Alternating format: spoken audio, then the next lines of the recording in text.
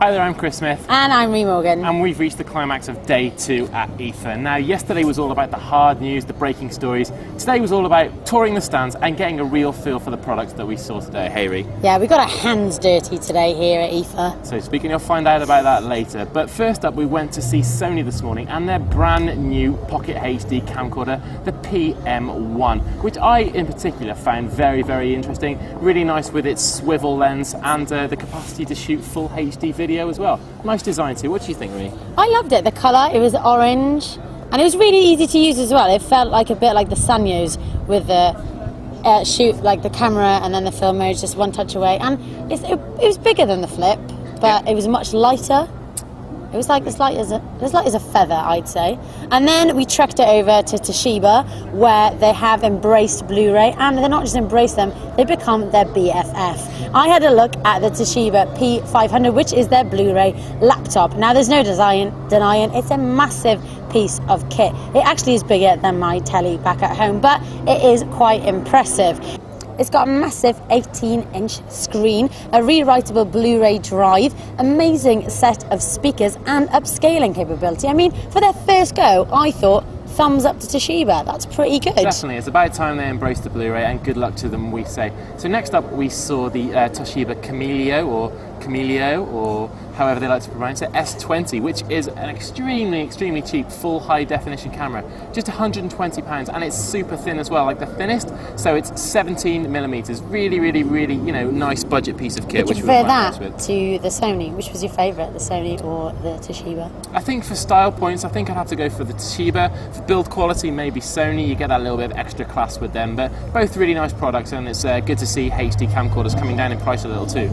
Yeah, and we were busy at the Toshiba stand because I also had a look at their new Journey Touch, which is their multimedia tablet, 7 inches in size, fully touchscreen, and you get applications on there like Facebook, YouTube, as well as internet browsing. Not only that, you can play MP3 players as well. I quite like that. It was a bit sticky, the touchscreen. But it's a noble first effort from Tosh. Again, I wasn't too sure about the touchscreen on the device or the navigation system really, but we'll see when it comes to release in the next few months. And we did get some breaking news at Toshiba as well. We did. We sneaked a little bit of info outside of one of the product managers at the stand, who tells us that Toshiba are working on their own ebook reader, which is set to come in mid-2010. They're actually working on a 7-inch and a 9-inch model. No word on which one will be coming to the market yet, but it's not going to be touchscreen. Toshiba think you don't need touchscreens on readers. No, they said the buttons will do. So after we've done that, after our mammoth task over at Toshiba, we headed over to the Panasonic stand, where we had a glimpse at the Panasonic Lumix. I think of it as Panasonic's answer to the Olympus Pen 1, and it's the world's lightest and smallest system camera with an inbuilt flash, and I loved it. I really loved the design of it. I love the fact that when you press down on to take a picture, it would click. It was really retro, and I really liked it. Yeah, I did too. For HD video as well, it's a really nice way to switch between video and stills as well.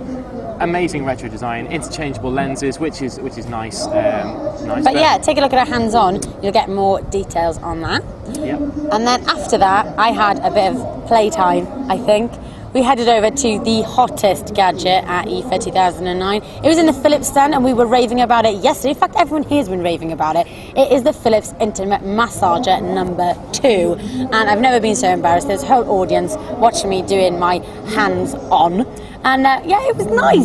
What can you say about an intimate massager, apart from the fact that it is pretty intimate, and I had to do it in public. I mean, I had to do the hands-on in public. I really like the fact that it was a two-way scenario this time. So there was some pleasure for the gentleman as well, with a nice little cupping device and a nice little probing device for the female. So take what you will from that. We had a good laugh, and everyone had a good laugh at us. So yeah, that was the Philips Intimate Massager too. And after that, we stepped down. I feel not stepped down. Yeah. We went all anorexic over at the Samsung stand. We cooled off, didn't we? Yeah, we cooled off at the cool Samsung off. stand with a 7-inch LED TV, which is actually thinner than the Apple iPhone. Great picture. We enjoyed a bit of the case of Benjamin Button on the trailers there. Not a bad piece of kit at all. We'll be waiting for that in January. So that's everything. We really have got down and dirty with the gadgets here at IFA 2009, and I have had a good time. I think it's been a good year.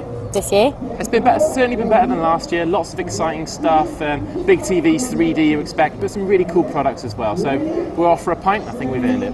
Yeah, so check out back@t3.com for all the hands-on, all the latest news and videos. This is me, Ree Morgan, I'm Chris Smith.